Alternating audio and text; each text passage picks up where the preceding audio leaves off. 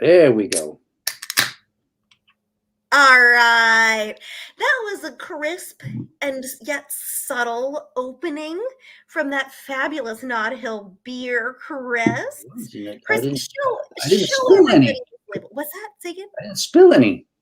Oh, that's good. Well, yeah, we were talking last time you had Nod Hill that they fill it up to the tippity top. Yeah, they fill it. They fill them up. They're generous. Well, what everything is good about Nod Hill. Look at that fabulous label. Look how lovely that is. We got birds, we got space, got a spaceship, we got Yeah, beautiful purples, blues, I know. like gold.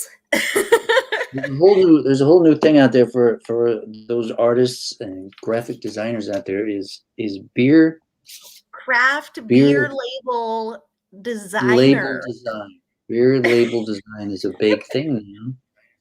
It And I'm is. It telling really is. It really is. And I feel like I see some out there that are kind of doing similar things. And I feel like it's a great way to, I don't know, branch out. And I mean, sometimes I do choose my beer. I judge a beer by its label sometimes, and that's how I make my selections. sometimes it's hard to know. It's like wine, it's hard to know. And True. except that wine is, can be, Yeah. $3 Yep. or $300. So you kind of get a sense from that. But in Well, yeah, that's true. beer is kind of in the same, not that different. So sometimes you got to judge by the cover. Yes, Mom's yes, here, Dad. Mom, Here. Dad. Mom and Dad are here. Hey, Mom and Dad. Well, I just want to bring everyone's attention to my new Christmas lights. I know that when I took them down earlier this fall season, that people missed them. They missed the vibe, and so we've got them going on again. It's a slightly different vibe. It's purple. We've got purple Christmas lights, and what was starting to bother me about the other ones was the green wire around my window. It was a little bit, I don't know. I like these. So let's see how you feel. What's that, Chris? Didn't fit with the decor, but now you got it going. And purple. Nothing says Christmas to me like purple. Yeah. Mom says just take them down after the holiday. Mom is after my Christmas lights. She doesn't like them as year-round decor. She'll tolerate them for the holidays. No, these will work for Easter. They work for Easter too. Well, you know what, Chris? Purple is my favorite color, so I feel like every day is Purple Day here. So I think Mom's gonna have to fight me to get me to take them down. All right, I'll handle Mom. All right. Thanks, Chris. Thanks. She says just take them down after the holidays. Exclamation point. Exclamation point. Yes. She's very strongly about this. She does. But so I'm you go home to do your laundry. I don't know. She might. I don't know. She might revoke my laundry privileges until I. She's like very serious. She got another post about it. Look at that. She added a please. Settle down, Mom. It's okay. Don't you worry about it. Don't worry. Very strong opinions about this, I can tell, and indeed she does. Okay. That's all right. Yes, but well, we have some lovely, exciting things that have happened, Chris. On Thursday of last week, a momentous event occurred. I met in person our dear friend Midnight, aka Philip J. Curtis, or the other way around. Philip J. Curtis, aka Midnight, from Put It in the Chat, our guest, our friend, our faithful audience member. It was amazing. He was visiting from Colorado and got me this lovely magnet. We went out to Dallas BBQ in Times Square. Whoa, it was amazing. We had incredible drinks and we talked about poetry and all kinds of great stuff. He also got this for you, Chris. I know. I can't wait to use it. Get it to you. I know. I wasn't able to be there in person, but I'll meet Midnight someday. I will meet. You will. It's destiny. It's destiny. And last night, some of our folks out there might know, if they know Midnight, he performed at the New Eurekan. It was a star-studded event. Ray Jane was there, Scott Pleasance was there, Paul Latour, Paul Conqueso was there. Just take a look at the Instagram. It was amazing. I was Yep. exhausted last night. I didn't end up getting down there, unfortunately. And Chris, we were over at open mic, which was awesome. Yep. But I was doing my thing, and right? we were all doing our thing Yeah, on a Saturday night. it was, But I would love to see. Yeah, that would be so much fun to see all those guys oh live. God, it would. It really would be. It really would. It's gonna happen. It's gonna happen, Chris. It's gonna happen. We're gonna do it. We're gonna do it. Yeah. Oh, there he There he is. is, Philip J. Curtis. Yeah. Midnight. Hey. We were just talking about you. Oh, Phil, you got to tell us. It looked amazing at the New Eurekan. Tell us in the comments. Looked incredible. We love you so much, Phil. And we have your gifts for us right here. And I'm going to get this to Chris. I'm gonna Don't you get worry. give it to me. Give it. Oh, okay. There you go. There you go. Oh. Okay, I got it. Perfect. All right. Well, it is 7 o'clock now, so we do want to make sure that we welcome all of you officially to FUMFA number 75. 75. Dang. And I know, crazy. And tonight we have with us Suzanne Frischkorn and Nathaniel Beck. We are so excited. We have a double poet night. It's going to be incredible. And two special guest poets. Suzanne Frischkorn, it's her first time reading with us. Nathaniel Beck is back. He read with us during the summer at an incredible reading full of awesome performance poets. So we're really looking forward to getting to hear from him for a full feature. And then, of course, we have a Q&A with both of our readers at the end. So stick around. But Chris, can you tell us what else we have coming up soon before we get started tonight? Absolutely. Next week we got nothing because it's Thanksgiving weekend, so we're off. So, but you can always tune in to our Facebook page or our YouTube channel, and if you're jonesing, for some writing, everything is archived there. So go there and watch. Do a little browsing and see what tickles your fancy and watch. Absolutely. We got 75. We're going to have 75 amazing shows cataloged for you to watch. It's crazy. Reruns. We're like, there's almost as many of our shows as there are like, Seinfeld's or something like that. But anyway, so next week we're off. The following week we have two very difficult people who are on the show. Featured readers. I'm dreading dealing with these people a little bit, but anyway, they are Katie Schneider and Chris Belden will be reading. That Catherine E. Schneider and Chris Belden, just they better be as good as their, they better behave. They better.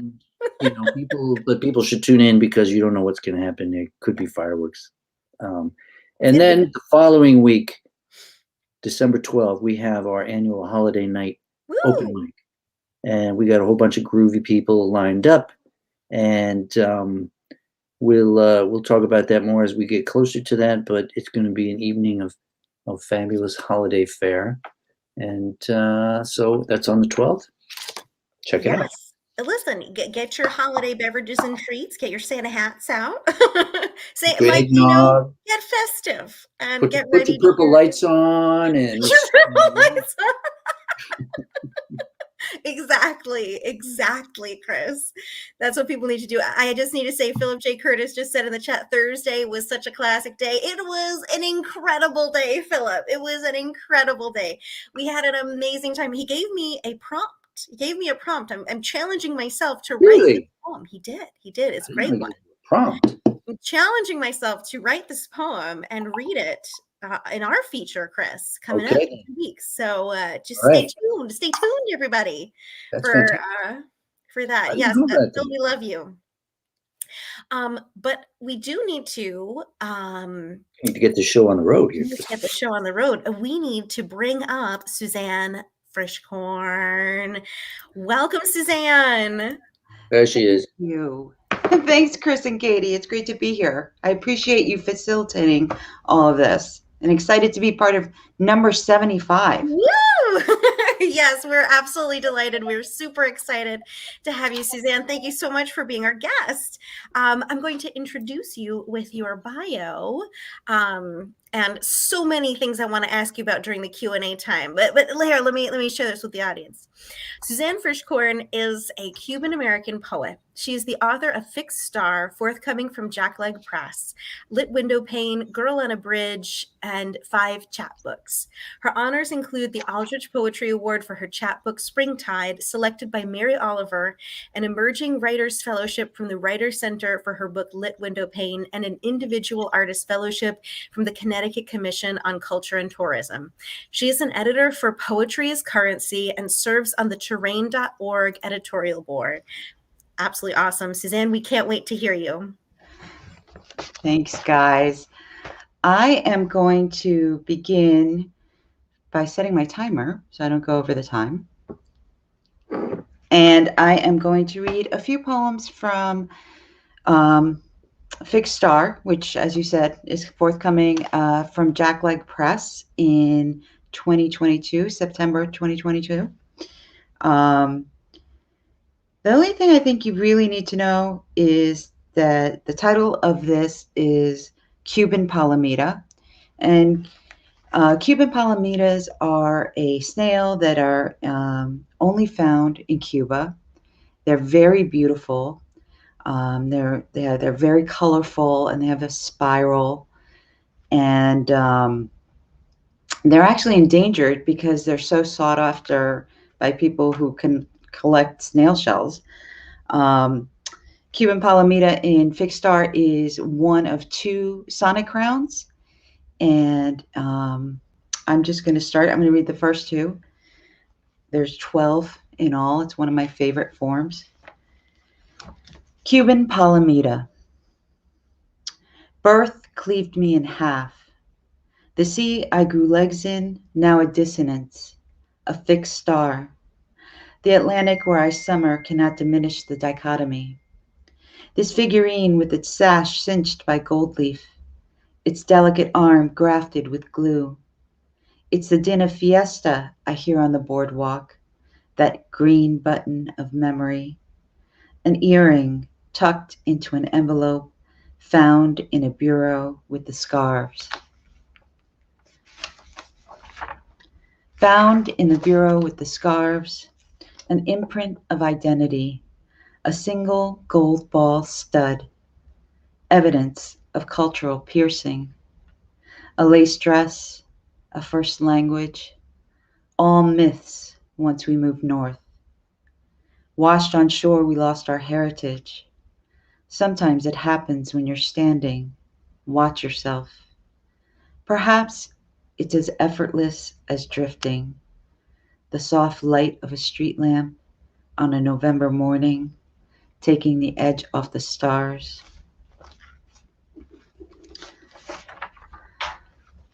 The next poem I'm going to read is also from Fixed Star, but it's not one of the poems in the sonnet sequence. It's a prose poem, and it's titled Nascent. The quest brought its own interstellar medium in the end. She was matter between stars in a galaxy of stars. The yoke constellations, capitalist and communist, rang bright on her skin. Fidel, is it cold in Cuba? She is nascent still, because her body is here and she is not. A numinous zephyr lily of love, cloistral and cognizant, laminated to each star. Susanita is but one stria here. The lathe is the sinew, and the cloche terracotta. Entiendo? The royal palms have closed up shop.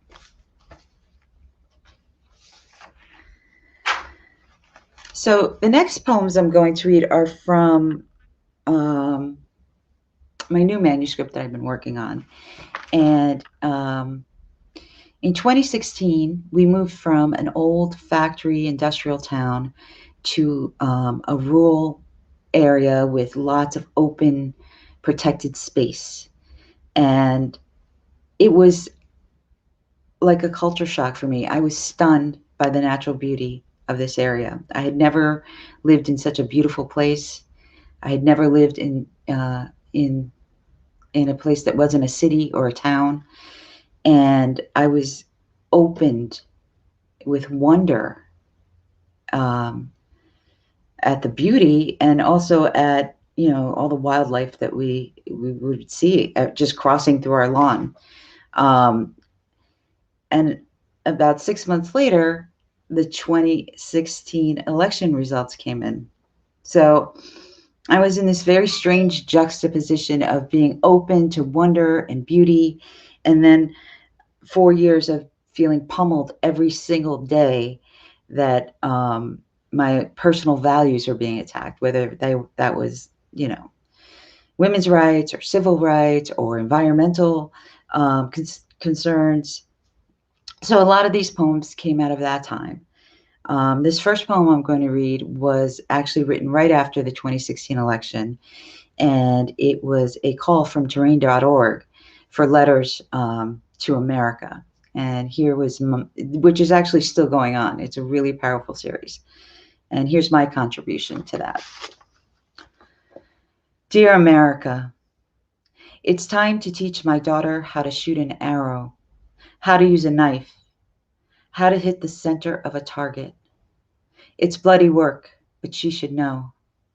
It's time to teach her how to win a debate while applying lipstick without a mirror, and how to hold her keys between her fingers in a parking lot. It's time for her to hit the weight room, join the cross-country team, cast a spell, literally and figuratively. And it's time for her to develop telekinesis and clairvoyance. It's time she knows to never leave her drink unattended, never drink on an empty stomach, never drink before her period. And maybe what I mean to say is, never drink alcohol, period. It's time to learn that one day she might switch grocery stores because the guy on staff there gives her the creeps. And even if it's less convenient to travel across town, it's always best to trust her intuition. It's time to teach her that when a grown man stares at her new breasts, she is not the one who should feel ashamed. America, she's her mother's daughter. She's got this.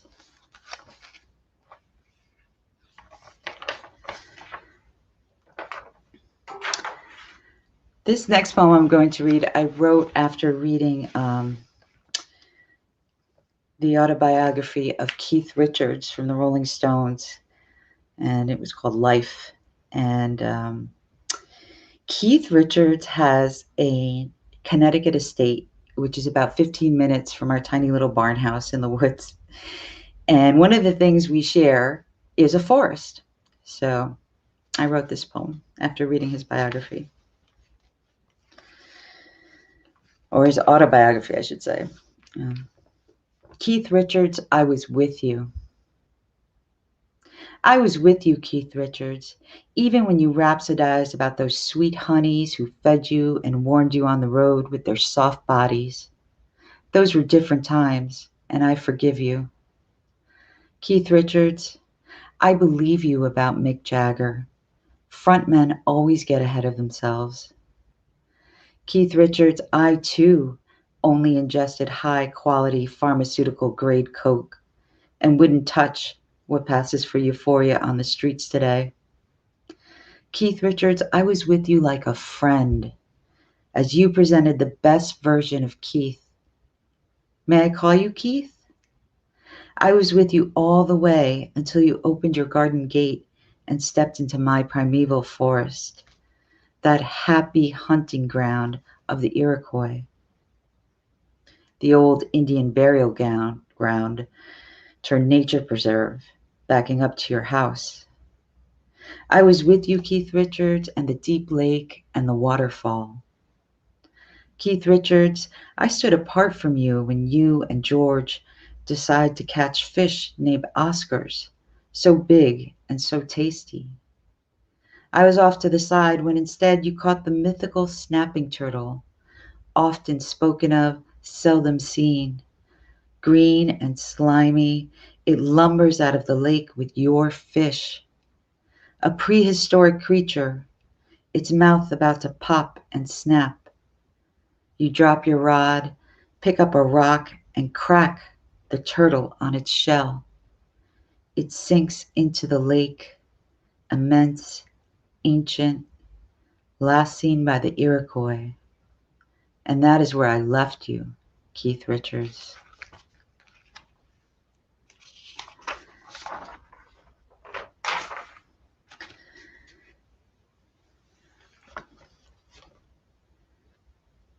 I'm going to read this poem. It's titled Cops, but it's cops as in a stand of trees, not police officers. Cops.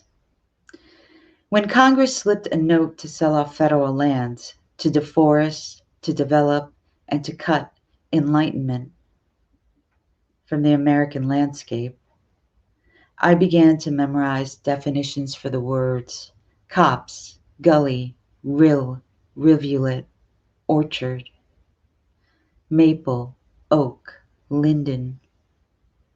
A place in Antarctica hoards every seed on this planet underground for the apocalypse. Last night, a tree fell in the windstorm. The crack sounded like a split in the universe. It fell in the road and blocked traffic like a protest. This morning, the town came and ground it down to stump. It's still windy. The trees sway outside my windows, rendering their own march, waving, waving, we are here, we are over here.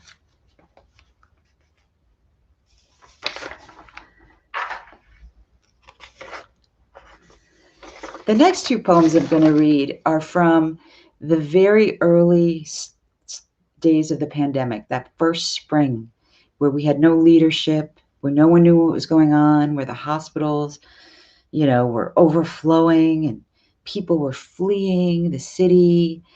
And every grocery trip was like this adrenaline-fueled nightmare. It's titled More Woods, Fewer People. Where we hole up to escape an invisible enemy, the sky a blue someone has never seen, and the air they've never inhaled. The blue of open space created by many green minds in kind. Only this week, mud cakes their shoes at the market, in carts, baskets, parking lots, a wave of used disposable gloves. This next one is also about that springtime where we were all socially isolated. We're in this very divided country, and I feel like it became more divided because you really weren't sure who was following the guidelines, who was social distancing, who believed in science, who didn't. And it was very heightened for me because my husband was high risk. And I wrote this poem because we had been inside a lot. To breathe it would choke you. The fire outside my window burns all afternoon. Thick white smoke curls up through the trees. What is our neighbor burning? My body is heavy now. The hard-won posture slumps in a chair. On the desk, a lamp, brushed nickel with parallel coil springs. The black cord trails behind. Its spotlight shines away from me. Outside my window, the forest understory, a new green. This week, tree buds unfurl, and today, fire blazes. Flames 6 feet high, fed by what? now visible only through a gap of a fallen tree at rest and the stone wall. The smoke curls and curls. To breathe it would choke you. My daughter is singing in her room, the last bird call of the evening.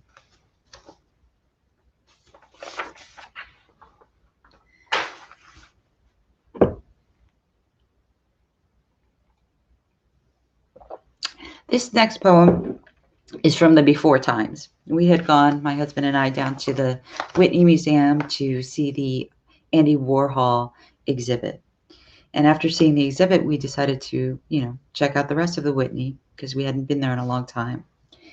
And there was this painting. It was this very small painting, but it drew me towards it. And it was so arresting because when I first saw it, I wasn't really sure what I was looking at. And once I began to realize what I was looking at, I could not stop thinking about this painting. So I wrote this poem about it. It's titled Winter Fields, 1942, Andrew Wyeth. To view winter fields is to feel your face pressed to the ground, the grass lace-like, the black crow, the distant trees and structures on the horizon focus to distort, and the chokecherries glow, beacon clues for a background of blue-black feathers. The worm's eye view. Some say the crow is frozen, rigor mortis set on dead landscape. I swear it's poisoned. Wyeth's light makes chokecherries look at least half ripe. Even a clever crow, a very hungry, clever crow, would be duped. The crow, at best, is resting. If crows rest in line with horizon, his claws crossed. I know this call of winter, how the body longs to lie down.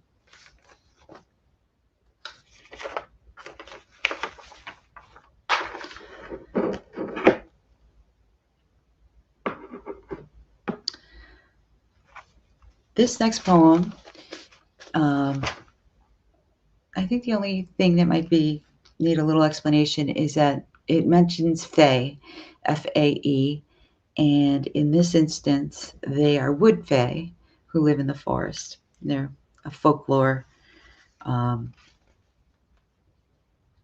tale, but they make an appearance here. Doe. Caught between stumble and rise, the doe young, the day entering twilight. We drive north, others south, cars driving home in the corridor of woods. Her struggle to right herself loops like a reel. It was that fey time, how her heart must reel when she realizes she's left forest, the road's vibration like the scrape of metal on teeth for her hooves. Wood scent within reach. She is righting herself. As cars speed past her, speed toward her, in that dangerous time, twilight, the refraction and scatter of sun rays, when the sun slips below horizon, another reel winds in another day. Time of most fatal car accidents, tired drivers, blinded by sun on the road. Her natural grace abandoned her. She favors her left side, the doe in the midst of righting herself, her eyes on the woods. The fae hold their breath. Sunlight refracts, the sun edges horizon, twilight, and she stumbled. She is half rising. The doe favors her left side in the midst of rising. This reel loops and loops all evening. Her leg, the struggle in the road I drove past, tired, heading home. Other drivers, tired, driving north, driving south.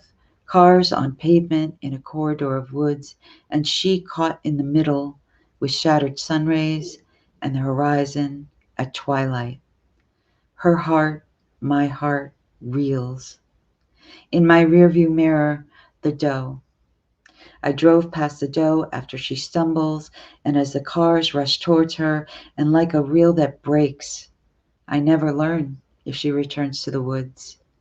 She is forever caught, half rising, at twilight in the middle of the road.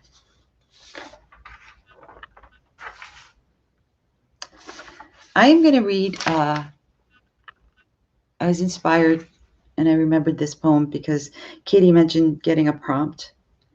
So I recently wrote a poem titled Prompts, and it was written during that most playful of times, NaPoWriMo, and it's actually in the current issue of Indianapolis Review, they have a Poets Are Funny issue, which is really fantastic. So you should all check it out. It also, this is a family show, I think, so it has the F word in it. So I'm just going to say F, but the actual poem doesn't say, it says the whole thing. Go for it, Suzanne. Are you sure? Okay. Prompts. Here's an idea. Write it backwards. Remove every consonant that sounds sibilant. Shuffle your universe deck. Remember your childhood toy, your childhood haunt, your childhood hopes, your long, long childhood. Fuck childhood. You are free now. Time is a concept. Don't forget, weight loss is not linear. Time is not linear. Take a poem, write its mirror, write between its lines. Try this form. I've made it more associative and with extra complication.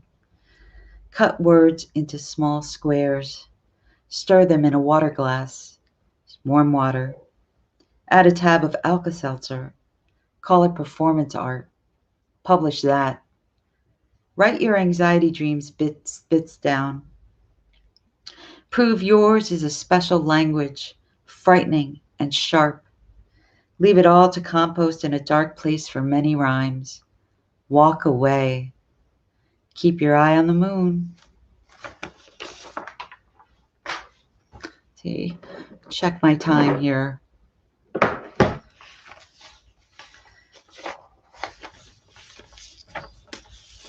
I'm going to end with some fun wordplay.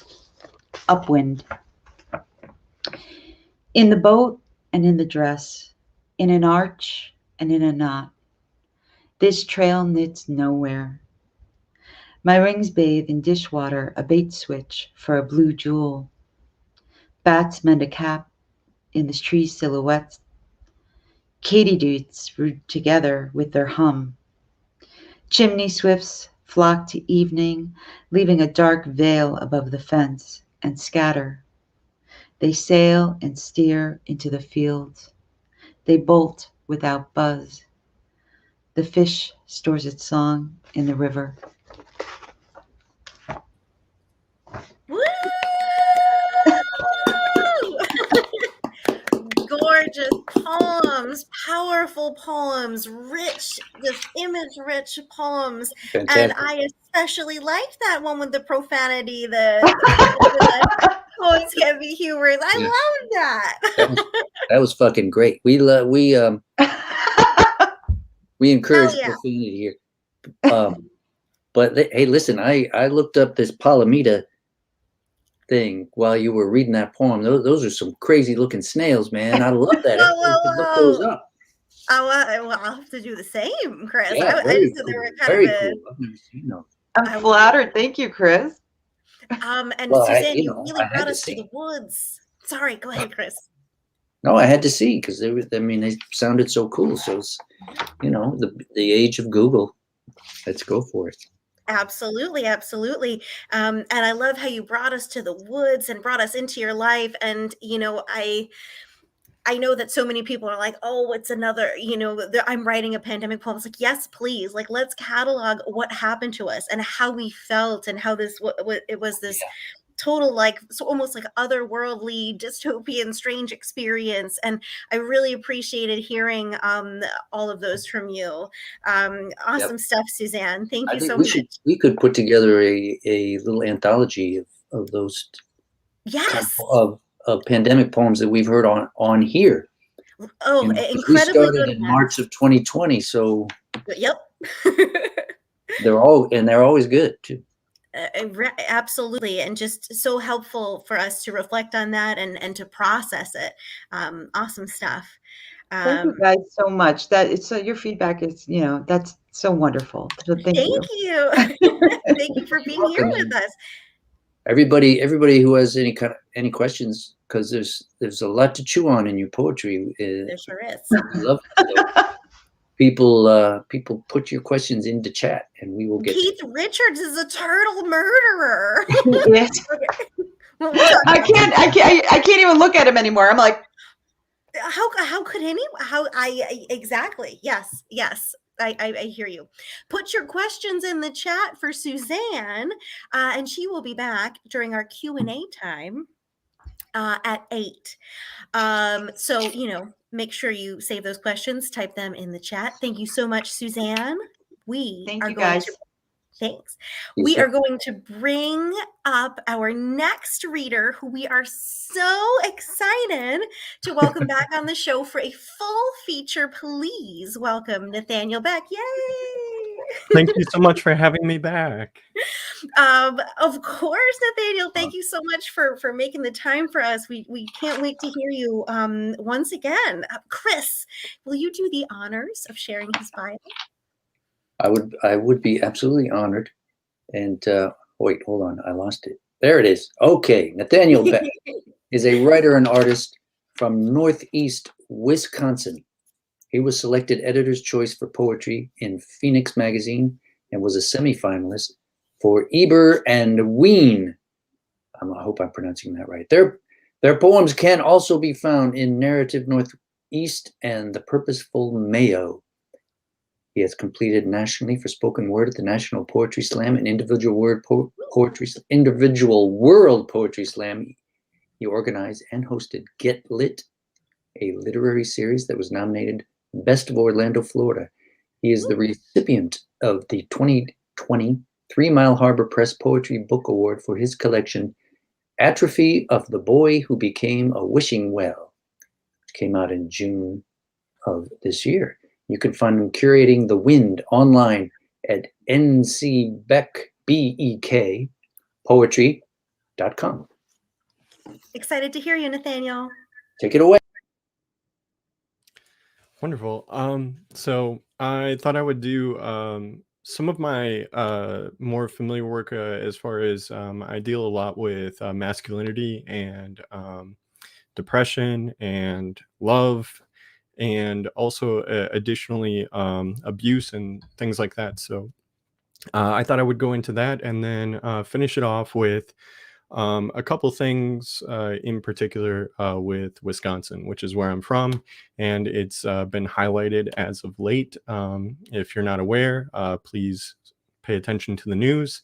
And yeah, without further ado, this is The Boy, the Blade, the Word, and again, just trigger warning in general for many of the things that I said that I would be delving into. So, back when the world was still as young as I was, and the clouds still spoke in riddles, we would lay in the grass feeling the wind cut comfort into our skin. Go down to the creek and watch as the tadpoles became frogs, became legs, raw meat for the sharp things that hungered in the bush.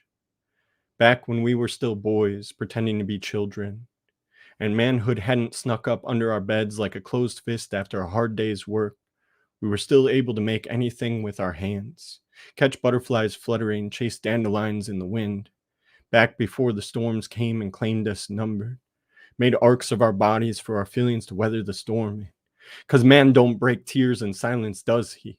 Like skin, like man, bottle them up like burning fireflies. There is no night here to be afraid of, because what hasn't fear already taught you, boy? No need for dandelions to wish on. Just be a man, a sharp thing of meat that cuts the comfort out of you, out of your skin, till you are no longer a tadpole, a boy, a thing that still speaks in riddles when the world was still young. The boy, the blade, the word, the storm that named them sharp, the fist, all the tools in the shed, a purpose, or the shard of that old hammer that had rusted and splintered from so much work, stuck so deep his hand amputated all the speech, and the boy was left speechless. Remove the meat and let the blood, the words, and all from the body, the tender, the tender, the tender steak beat and raw, eat the tendons and watch the fill, all the connected tissue, the man, the boy, the stone, the fist, the blade, the sharp they named of all this flesh, and the flesh of all this they named sharp. They named it man.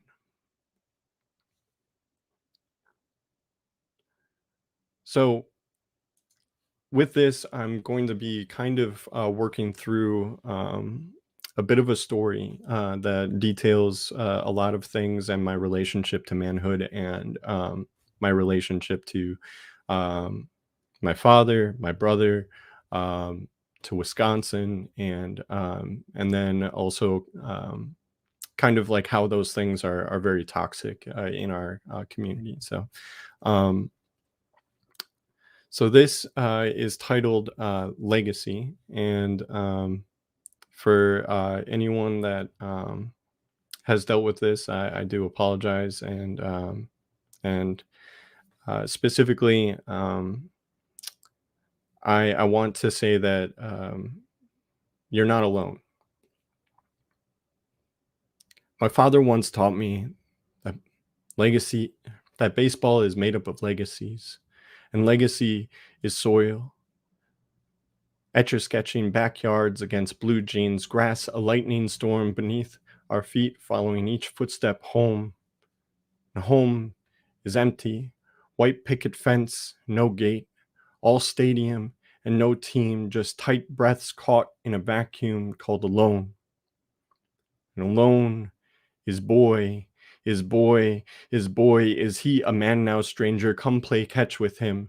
Turn leather skin of hands broken. Gloves are meant to be molded, clamped down till teeth made tender. Some words will make him soften. Call him fat. Call him stupid. Call him son. Arms, tree trunks for hitting home runs. Where do you run to when the home is where the hitting happens? When the ball is always in your court, when you've never had someone to throw it to. I bet your abuse's sympathy wishes you had a pinch hitter. Pinch hitter is brother. Same blood, same skin, same story, writing its pages over different decades.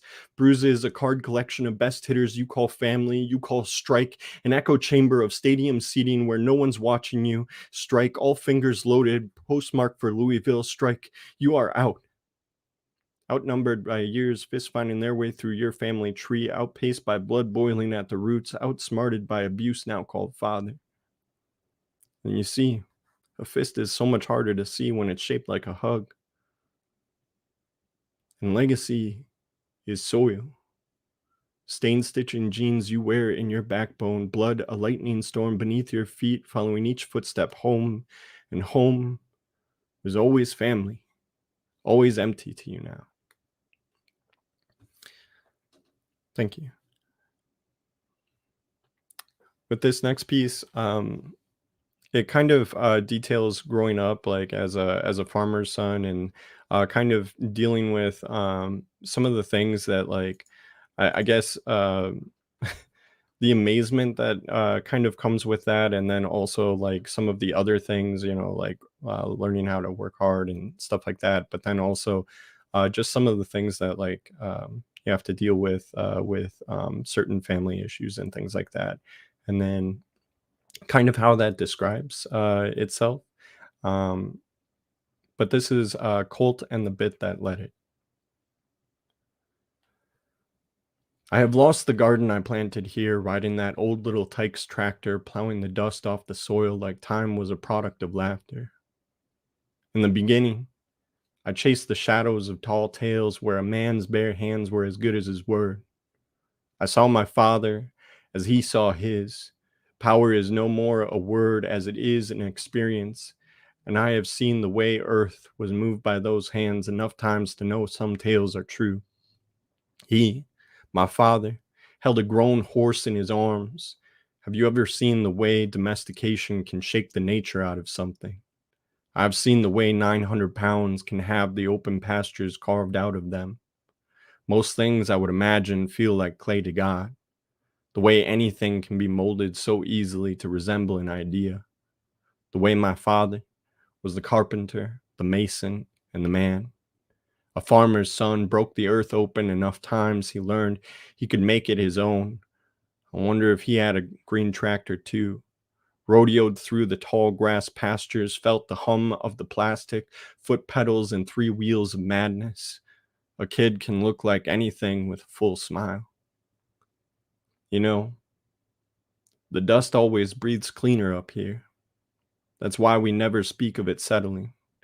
The earth just one day formed, but we keep dredging it up like there is still something to fix. Like the garden we planted off somewhere behind the evergreens. I still look for the smell of soil, the way it clings to your hands as it did my father's. I wish this could be a metaphor for finding happiness. But in the Midwest, we watch the seasons change too quickly. Nothing ever grows here for long.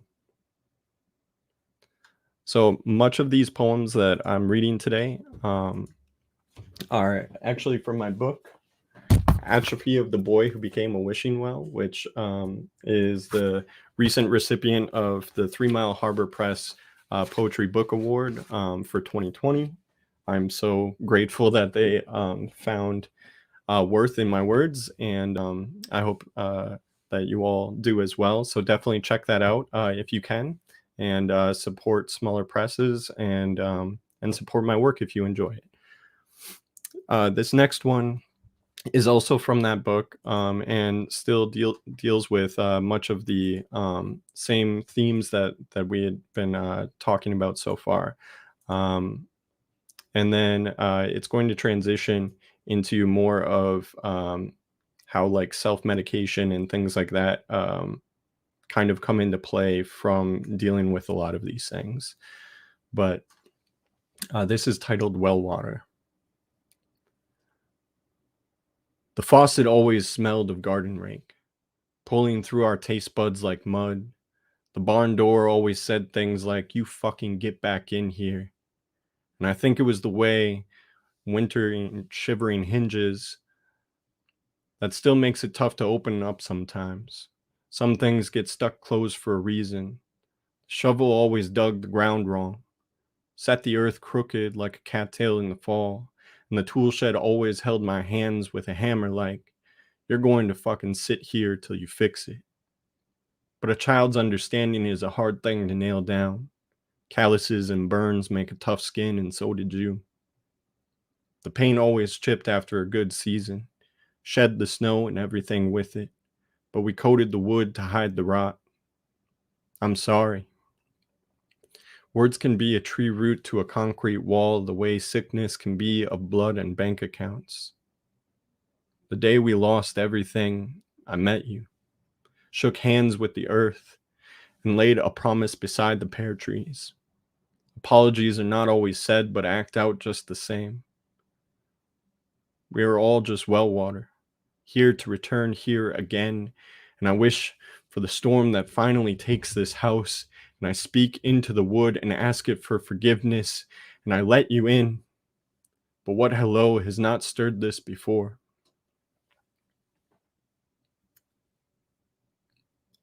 So this kind of gets into the return of many of these issues, and kind of finding,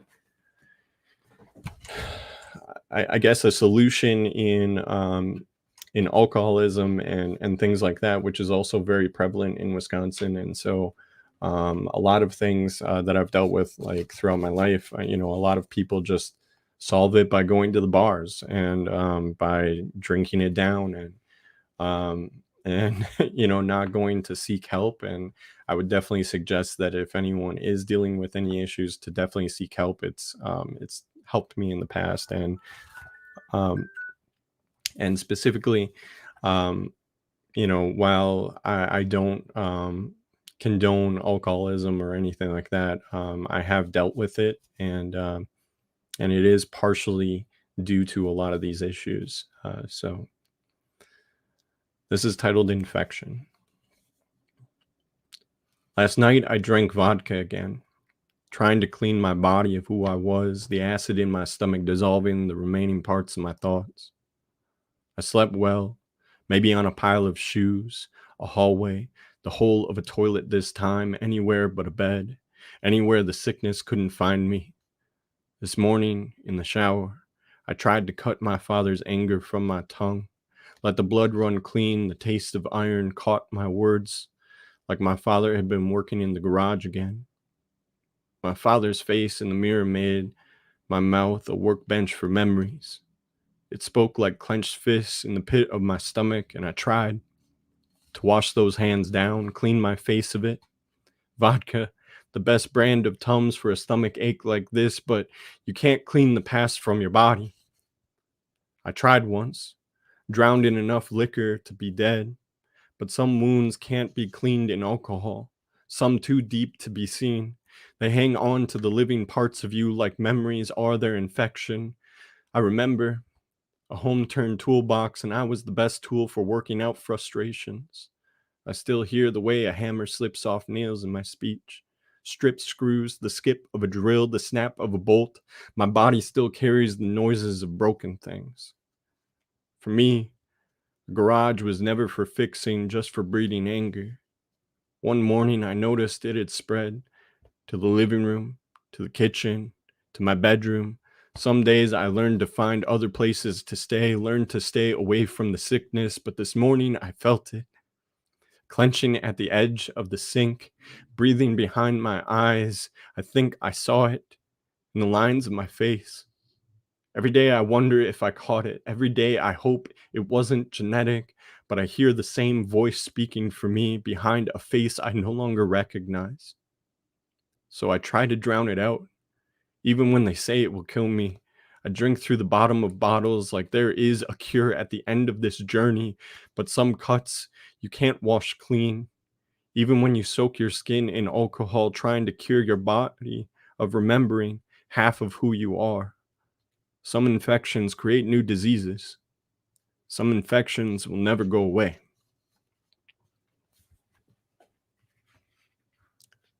So I think one of the hardest things is when you are kind of solving some of these issues with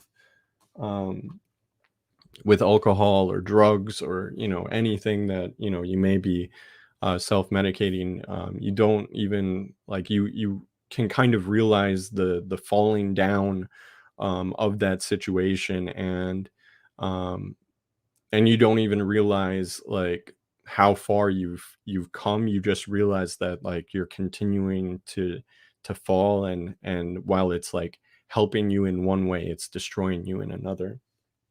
And I think that it's something that I still think about, and it's obviously something that I still have to worry about anytime that I get around alcohol or anything like that. And it's just it's something that is equally destructive in multifaceted ways. But it took me a long time to realize how far I had gone. And this is kind of speaking to that journey. And this is titled Daydreaming. Find laughter in leaving. Stomachs, stones for throwing, fill the sinks like coffins for your still living parts. You are what you eat, and that which eats you. See the beginning reverse from your body. Find the carving board in your throat, cut deep till you are left open. Leave smiles on the floor as you drown out the creases in your face. Soak in the carnivorous. See what parts of you remain. Try to breathe while drinking. Notice how it speaks for you. Let tongue taste drowning. Throw away the history in your blood, arteries, shoelaces for walking underwater. Try running through the bottles. Finish a day with eyes caught in your tonsils. Check your pockets. Find bottle caps and receipts like new parts. Fit them into your leaking. Blame does not live on warning labels, and alcohol does not daydream. Know what you have taken. Walls find your freedom when you dig deep enough to open the parts of you beneath your skin. So, as you had heard in one of my other poems, I have a brother, and specifically, there's a poem that details what it's like to have a brother when you also have similar issues and things like that, and specifically detailing with drinking and things like that. And so I am going to share that with you, which is, there are no footsteps in the deep end. And I apologize. It's just taking me a second to find it. So bear with me. But yeah, if you have enjoyed my poetry so far, like I said, many of the poems that I have written are available in my new book from 3 Mile Harbor Press. So you can find that either by going to their website or by directly messaging me if you would like a signed copy. There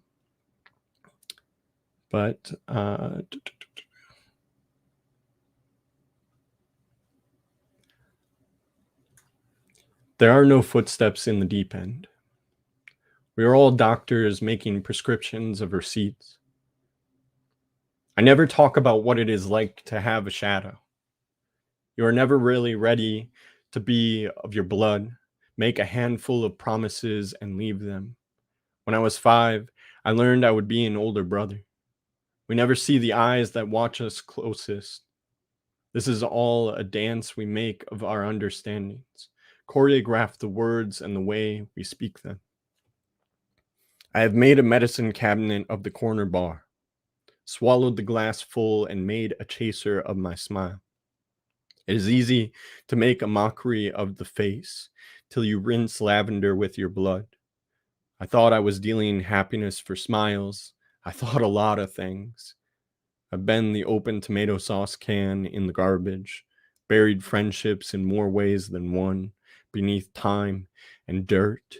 I have been the man walking without a light. I have been the groundhog and the shadow, shaking hands with the snow. The night my parents drove 3 hours down to Whitewater to see if my brother was still alive, I realized hand-me-downs can be made of a life we used to wear.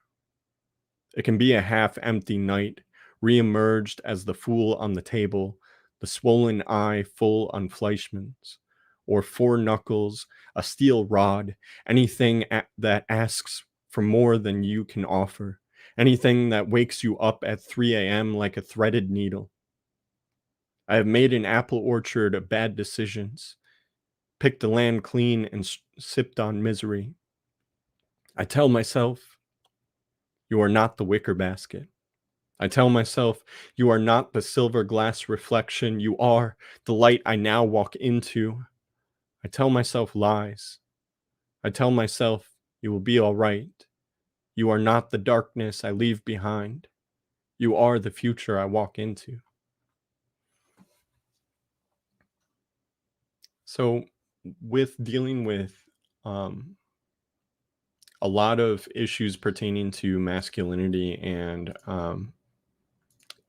the relationship of these negative aspects that we grow up with learning manhood from other men sometimes, and oftentimes in a lot of toxic situations, or a lot of those toxic habits that come from that, like abuse, or like I guess womanizing, or various other aspects. It can really destroy your sense of self, and like who you maybe imagined yourself as a child. And so with that, like I've questioned like a lot of things to do with manhood, and this kind of details that.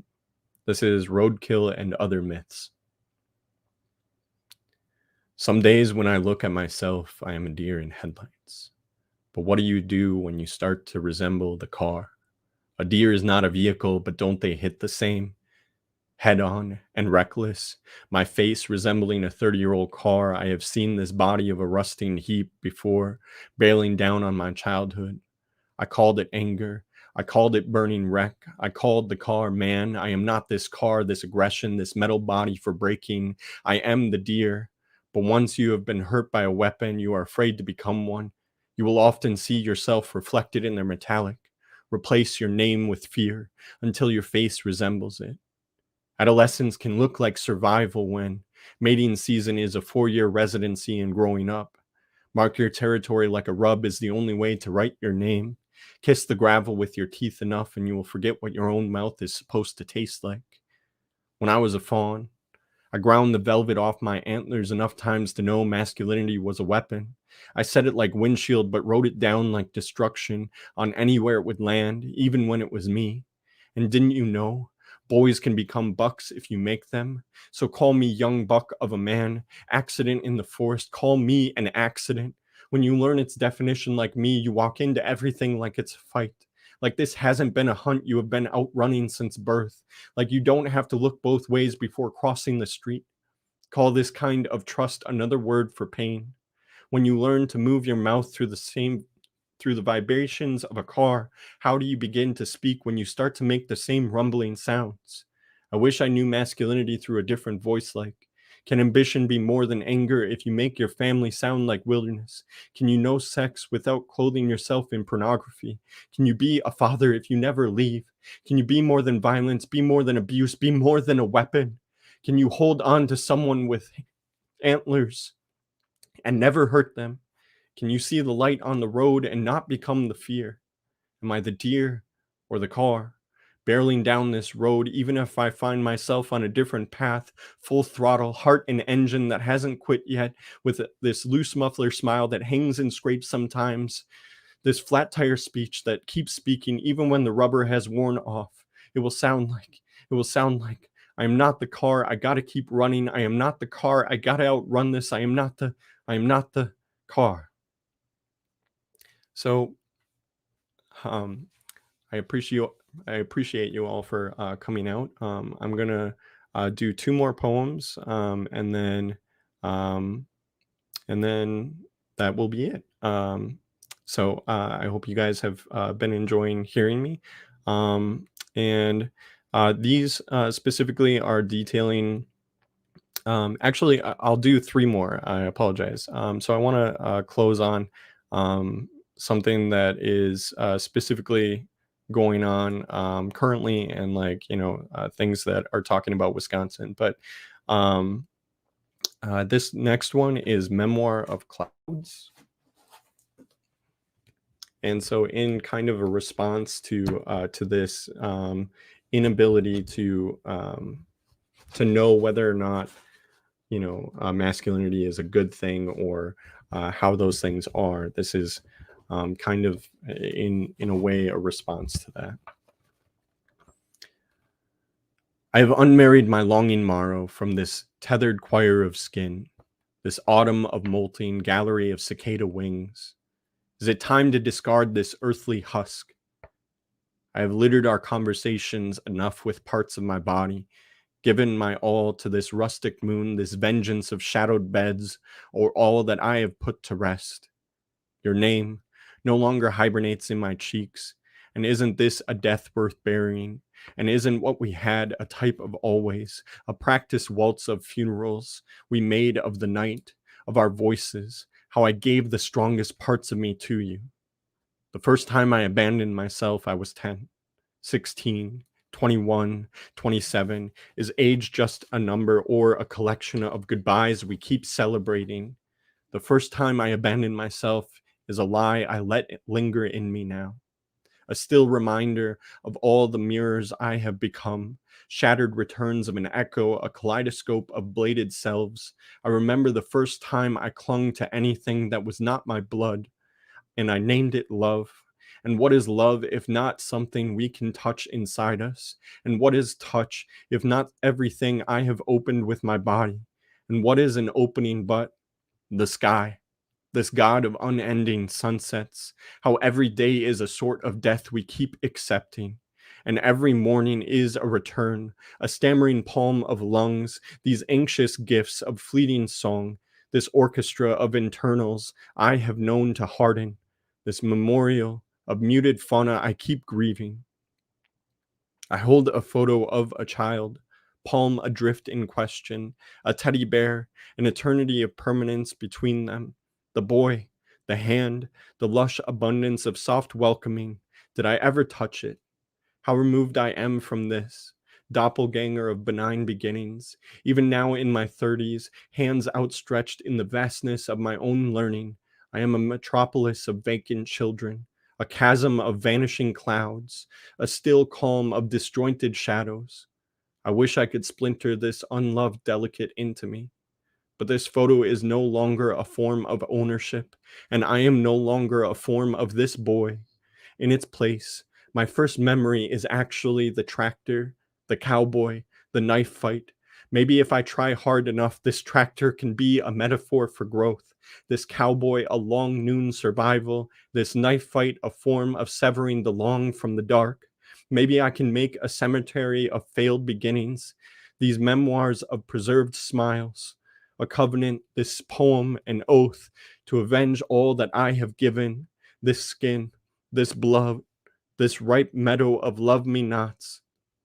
If this poem is a promise, then let it be to myself, to you, to everyone I have ever buried. Let it be of a tree I take back from the ground. Let this poem be everything that moves, a startling of melodies we claim and claim again for ourselves. How I want to name this my body, how I want this to feel like forever, this caged existence we call skin, where everything I have touched has touched me, a night so vast it never stops speaking, an answering of wishes we cast out of the dead, and everything leaving, like an unnumbering of stars that keeps expanding, burning into this great unknown of fragile existence. Thank you for that. So these last two are going to deal with hate and love and our relationship to those things and manhood, and in particular this next one is deeply personal for me. It's something that I still haven't quite dealt with in totality, but it is titled Hemolysis. It is June, and the sun has yet to sever the dust that has collected all winter. The air, stale of hibernation, some things have been trapped in even longer. And I am home, or here, much less a residence as a void I have returned to exist in, and we are family, or blood, much less a reunion as an argument I have never left. And this is hemolysis, or rejection, much less of the body as a trial for all that holds it. And the bigot is to the burning cross as God is to religion, a father, a belief, a creator. And the father is a lapping fanged jowl of history to the daughter-in-law. The father's speech, a one-drop rule of a welcome toast, a parcel delusion of speech. This, the The father's broken erasure in 7 parts. 1. I, the family, talk freely. 2.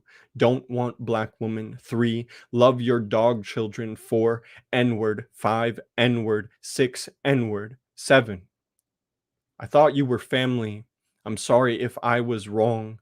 I welcome you into this house, God of this room and all it holds. Do you dare use my air and dirty it with all this soil? And the son is to the father, the boy, shame, dirty hand, mud, water, lover, or all that his father could never be. A man, brave palmed clay maker of love, effigy of open chest beating. Do you see the fight I make of my heart, curator of these lungs and all they ask? Question. Who gives you the right to speak like you are not owned by this blood? Like our grace is not something you mistake for family. When the only thing you have ever fathered is pain. How much will you give of your blood before you call them family?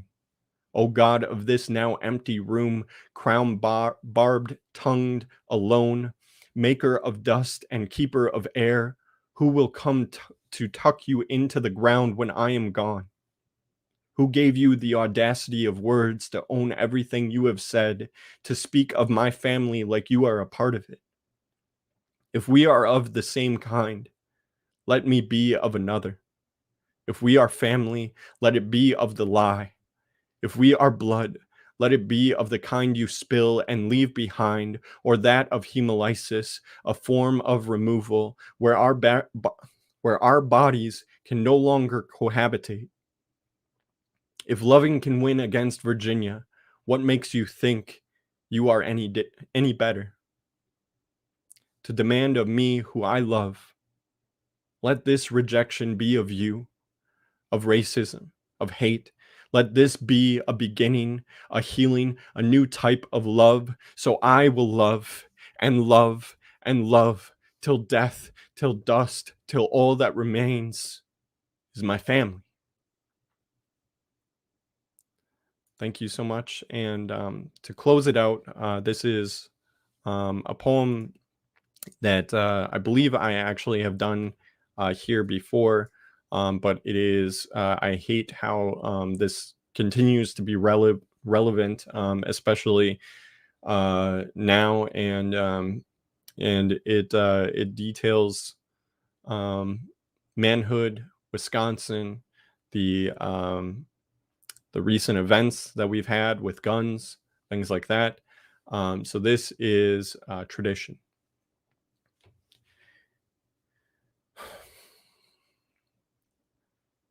In Wisconsin, it is told as tradition. Tales of boys turned men, rites of passage unsettling the trees. There are stories written in the snow here that will last well after it has melted. We are all the silent roosters of wilderness, cracking the morning sun like an egg, perched on the edge of hunting, the shadowless stalkers of nature. I don't think you ever forget the first time you reach the summit of an ecosystem, preying on the forest like you are your own natural disaster. I remember the first time I held a gun. Like excitement had a weight to it. Like power had a weight to it. Like fear had a weight to it. I know the hesitation that rests at the edge of a trigger. There is a bull behind this fence. There is no room for fear. No toddler toys and blankets, just the deer and the silence. It's time to be a man now, so saddle up and take the shot. You are the one in power. Things are much easier to process when at a distance, but there is no poetic way to say you killed something. There is no beauty in death, but maybe I just can't describe the way eyes look when there isn't life in them. Maybe I need to man up, get over it. It was just a deer. Guns are meant to kill things anyways, right? Just ask the assault rifles, the high-capacity mags. Maybe this is the rite of passage we asked for. But we aren't talking about hunting anymore, are we? There is no venison here. When we've turned streetlights to trees, nightclubs to forests, classrooms to open fields. There is no poetic way to say weapons of war are legal, that we keep searching for manhood behind a gun, that killing is okay if the police do it. There is no poetic way to say Las Vegas happened. Pulse happened. But they say it wasn't the gun. Say it was the security guard, the teacher, the pill bottles, society. They say hunting helps control the population of animals. But they never talk about what we should do when we become the deer. Thank you. Woo! Nathaniel, just powerful, incredible stuff. We are a bit over time into the Q&A, but that is because we didn't want to stop you. We couldn't. We just couldn't. We couldn't, Nathaniel. But just incredibly powerful stuff on the topics of so many important issues, particularly toxic masculinity. And we thank you so much for your vulnerability, for your message, for sharing your story, and for sharing these incredible poems with us. We really, really love you. And, you got to check out everybody in the chat, Facebook and YouTube. Just so many incredible lines. And let's ask you about them too. Let's get started with our Q&A and bring Suzanne Frischkorn back up here. All right. Woo! Let's have a round of applause for both of our incredible poets tonight, Suzanne Frischkorn and Nathaniel Beck. Huzzah! Just absolutely incredible. Such powerful stuff, so softly spoken, both of you bringing these incredibly powerful poems, powerful images, yet with just these kind of like softer voices and just very intense. We always have a level of I don't know, commonality and sort of synergy between our poets. And I definitely felt that tonight. Let's get into our questions. We have our newer famous first question, which we should ask, but then we also have one from Kemlin, which we must get to for both poets. Yes. But Chris, our first question. First question. Okay, so it's not exactly a softball, but it's so good. But we find that we get some interesting stuff out of people. Awesome. So how has writing changed your life? Suzanne and then Nathaniel. How has writing changed? I love that. I love the expression. It's like, where do I start? It's like writing saved my life. I can say that. It saved my life. Amen. It started out as an exercise. Here's a sad story. I don't want to be sad, but when I came to writing poetry later than most people, I came to it. I didn't read a lot of poetry or study poetry in high school. It wasn't until college that I came across poetry, and I had a really horrible 1993, really, really bad. I got divorced. I was like 22 years old. I had a 2-year-old, right? And this all happened in a month. My brother died. Oh, Lord. It was crazy. So I had always thought I would write fiction. That's what I read. I was working as a journalist, and when I was dealing with the grief of all this, I started writing poems, really, really bad ones. I didn't really, but I was coping with the grief. Yeah. And I went and I read them at some open mics, and I met a bunch of wonderful people, like lots of artists. And then I fell in love with it. What was, an exercise in grief became something that saved me. That's something that I loved so much. And now, I can't imagine a life without poetry. So absolutely.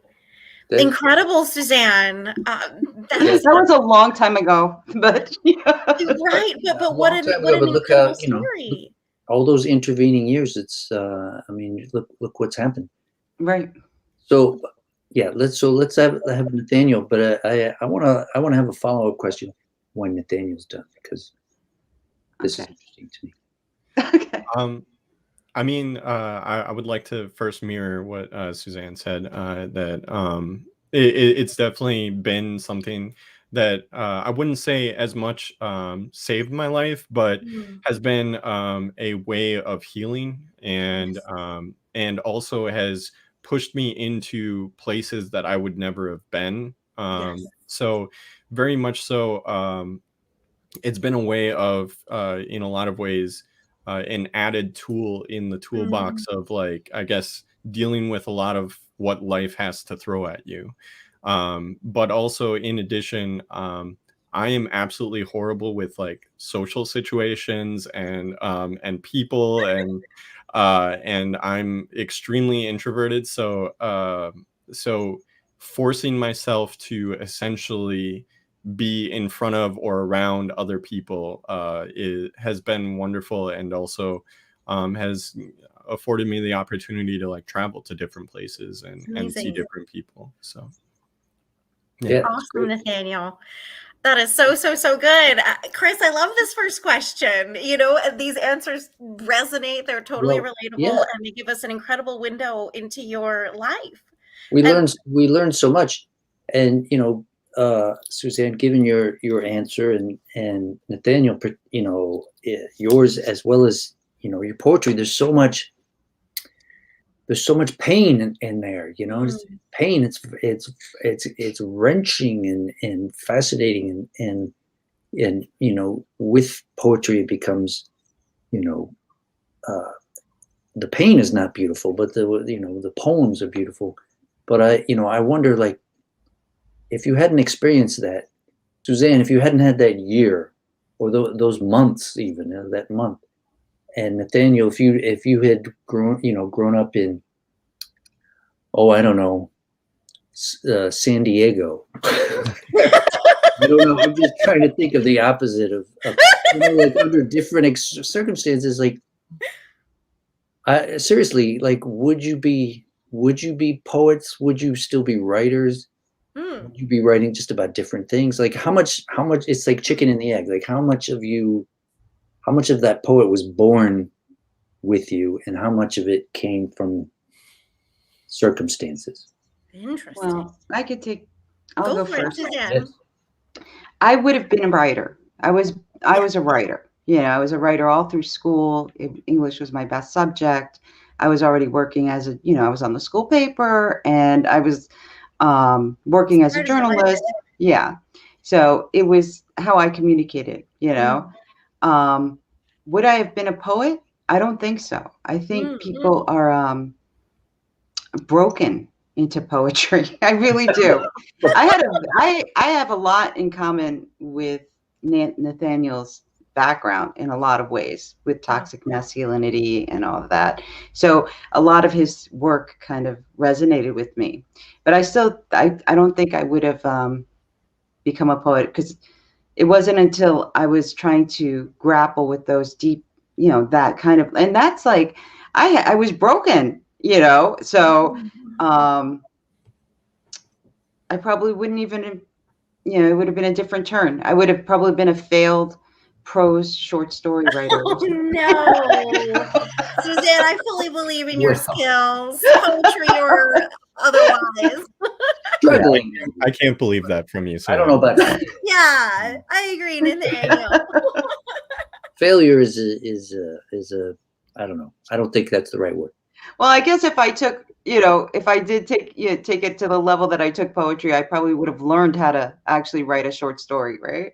So. I'm sure you would have. Nathaniel, I I gotta mean, hear your thoughts on this one, as this question from Chris. Um, I think that I would still be a poet, impartial, just due to conversations that I've had with other people and things like that. I don't think that poetry directly has to reflect the pain that we experience. I think that's just Mm, a subject matter that mm, is directly related to, obviously, our experiences. But I think that there is other things in poetry that you can explore, even if it's not something that has completely ruined your life or whatever. Like, I mean, mm. I think that the uh, I think I think that like for me, with me, I'm the type of person that questions a lot of things, Yes. and so I think that with that it comes with kind of the analysis of humanity that like is kind of Mm, required for poetry or for writing in general, yes. or just any artwork. You know, it has a conversation with the world around us. So in a lot of ways, I think that as long as you are constantly um, trying to figure out what the world is around you, it doesn't really matter. So, Yeah. I totally agree, Nathaniel. Get Chris, sorry. Go ahead. Oh, I think you know you would definitely be a poet, Suzanne. You might be a poet too. Who knows? Because there's a lot of people who go through what you guys have gone through. There's way too many people, but people and they don't become poets. Interesting. That's True. true. You know, there's got to be That's a like good point, Chris. there's got to be True. like a gene in there. I don't know what it is. It's like the poet.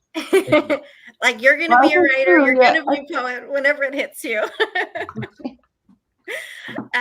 I really resonate with what both of you said, and I think if you are examining life and you have that urge for poetry, that urge to write in you, it's gonna happen. It's gonna come out, and you know what? If you're examining life, pain is gonna be a part of that, whether it's something that like absolutely breaks you or not. And I think that in different ways life has a way of breaking all of us in Right. different ways. But I think that, it's such a gift to have poetry as a way to crystallize that, as a way to express it, as a way to reflect on it, as a way to share with others, and also kind of bring them through a catharsis and a healing as well. Poetry is incredibly, beautiful creative work, but it's also, I feel, healing work. And you're reading it Catharsis. and sharing it, you create a community and you spread that message, and also that active healing and grace. And I love that so much. I remember something my mentor told me. I was like, maybe one day I'll write like an extremely happy poem about puppies and cupcakes. She's just like, she's a very positive woman, the lovely Kim Bridgeford. And she said, I challenge you, Kim. And she's like, I challenge you to write a poem about puppies and cupcakes. To this day, I have tried many times. Oh, there's a prompt. I have a fully heavy poem about puppies. There's another prompt. Listen, I got to do this. I got to make In 2 this weeks. happen, Chris. It's been years. I need to do it. In But 2 we have weeks, I want a puppies and cupcakes poem. I really think we all need one. It's gonna happen. I'm gonna do it. We All right. have a question from Kemlin. If we scroll up, Chris, I found it. Put it up there. Yes. He says, poets, what habits have you cultivated to keep your pen flowing? Love it. Who, me? Go for it, Suzanne. I think it's to both of us. So yeah, It's to both of you. Well, it is, but you can But go. I mean, who goes? Do you want me to answer, or do you want to answer first? Up to you guys. Either one. Either one. We can keep the flow the same. It doesn't matter. I'm not good in groups, Okay. No, I'm not either. We could be doing this all day. Just no, you go, and then like, no, you go. Okay, I'll go first for this one. And Kemlin, thank you so much for watching and being here with us. So what habits have you cultivated to keep your pen flowing? Question. It is a great question. So I guess this would first start with the fact that I started writing when I was like 12, maybe even earlier than that. But that was like really when I like started, I guess, dabbling in poetry. And for a long time, like a lot of like, I guess my earlier childhood, like, I guess teachers of English and things like that, basically, they didn't like my writing or like anything like that. So for a long time, I just like basically once I became like a freshman in high school, I just stopped writing. and I didn't continue writing until I took a random creative writing class in college. Thank goodness. And I just dabbled in it again or whatever. And from that, I found like the love of writing again or whatever. And then I stopped again for a period of time just because of life and everything or whatever. But then I found slam and spoken word, and like, so then jumped into that. And what I would say is even throughout those periods of time where I wasn't, like, I guess, partaking in some sort of, I guess, formal writing, what has always stayed consistent is the random, like, thoughts that are up in my head or whatever. And whatever that may be, like, even if it's something like completely stupid or, you know, whatever, like that's just like out there, I would write it down, or like I would, you know, make sure to like just save it somewhere. Um and so I think that, like, with that, to keep your pen writing, you have to constantly be, it kind of goes back to the other thing, which is that you have to be constantly analyzing and thinking about the world Marinating, around you. percolating. Yeah, like, just like, so one of the, like, I guess greatest example, or like the greatest lessons for that was, I can't remember if it was like a friend or like someone who said this, but like, write down whatever it is, no matter how like stupid or arbitrary you think it is. Like, if you think that you have writer's block, it's because you're not writing.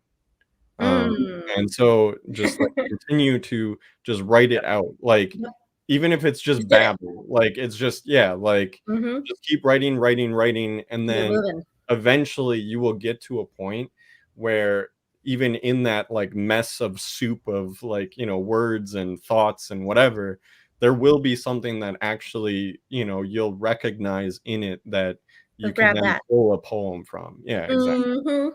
Well, I've said it before. No such thing as writer's block. There's get your butt in the seat block. And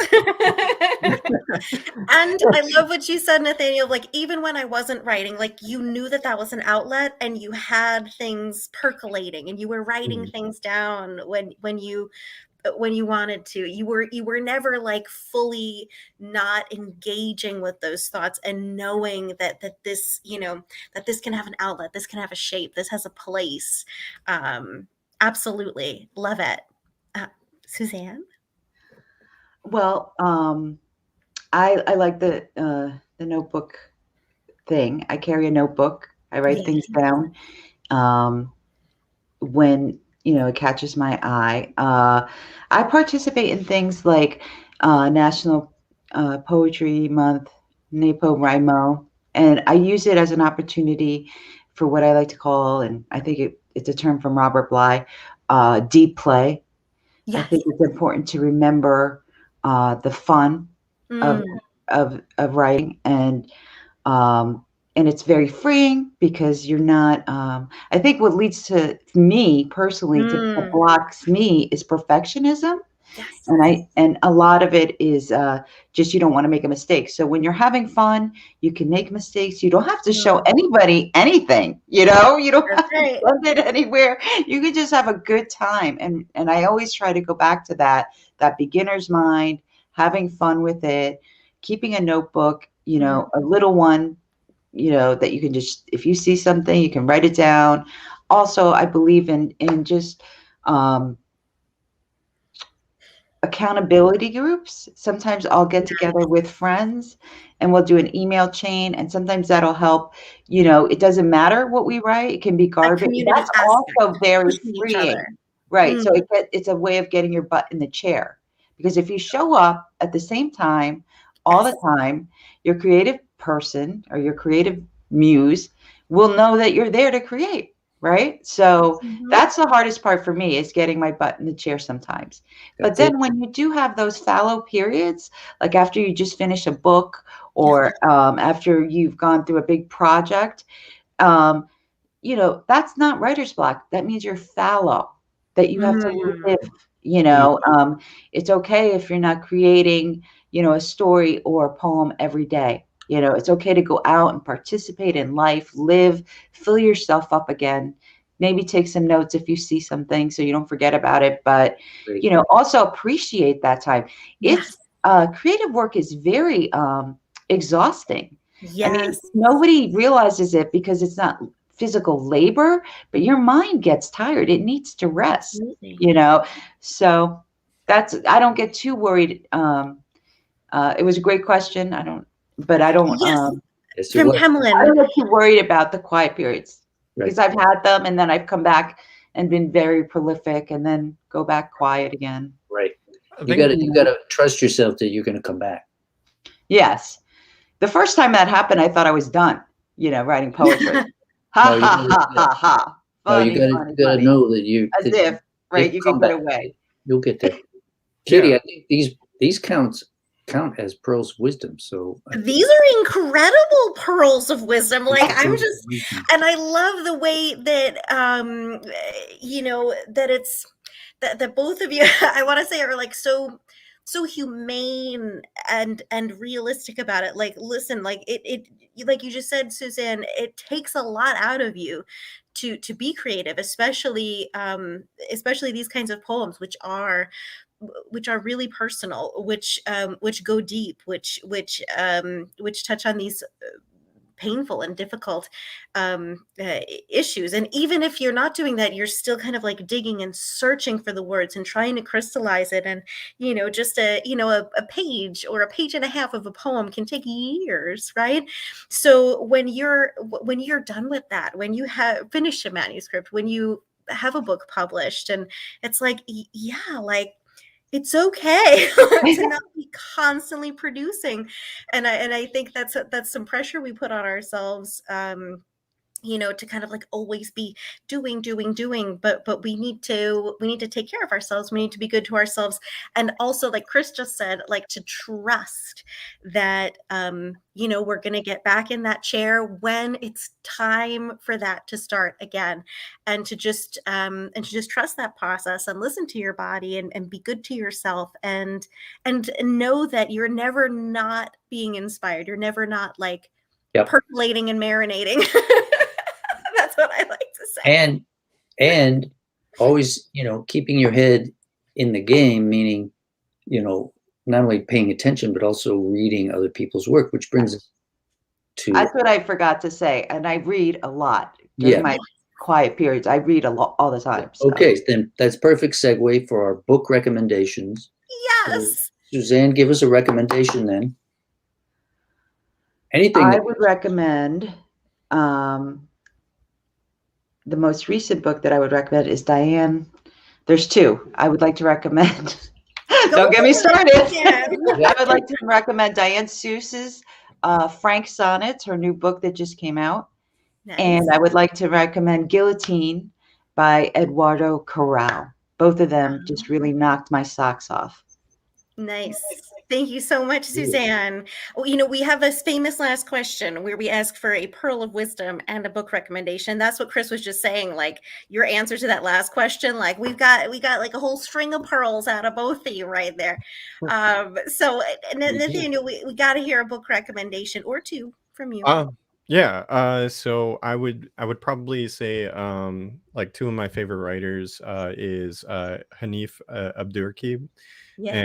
And then also Lyd Havens, who is a dear friend of mine, and then also Jericho Brown as well. Yes. The Tradition is a wonderful book and collection, so definitely check them out. Absolutely. Well, we just have to thank you both one more time for joining us this evening and being our guests. Well, I get to do one more, right? Natalie Diaz. Oh, yes, Okay. go for it. Yes. Okay. Natalie Diaz. Natalie Diaz. Her most recent book is oh my God. On the spot stress. Post-colonial love poem. This is amazing. Mm-hmm. Okay, thank you. Nice. Thank you, Suzanne. No, we appreciate it. We love shout outs on here. We got to support each other. All right. What? So good. Thank you so much to both of you, Suzanne Frischkorn and Nathaniel Beck, for your incredible readings tonight and for being our guests. One more round of applause for you. This was Thanks so much. wonderful. Thank It you. was such a pleasure to hear you, Nathaniel. Same. I absolutely loved your poems and your entire selection for your set. It was wonderful. I thought it was nice how we kind of talked to each other in our poems tonight. I thought Yes. that was cool. Yeah. And love you guys are amazing. You keep doing this. This was awesome. This was fun. I had a Thank great you time. so much. It's really a pleasure. Thanks so much to our audience for hanging out with us. You know, follow us on all the social media. Make sure to have a fabulous Thanksgiving holiday.